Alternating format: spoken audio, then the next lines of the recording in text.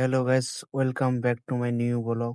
আমি হলাম তোমাদের হরি। তো এই ভিডিওটা বহুত দিন আগের করা, আপলোড দিতে পারিনি কারণ একটু সমস্যা হয়ে গেছিল, আমি ছিলাম নি। তো আমি দুপুরবেলায় ফার্মে কাজ করছিলাম, তখন আমার মাথায় একটাই কথা এলো, এই যে মুরগিগুলোকে দেখছো এত ছোটবেলা খেতে দিয়ে বড় করা হয়, তারপর এইগুলা নিয়ে চলে যায়, কিন্তু মনে একটা কষ্ট রয়ে যায়। কষ্ট নয়, বরঞ্চ আবার আসবে, তবু এই মুরগিগুলোকে তো আর পাবোনি না।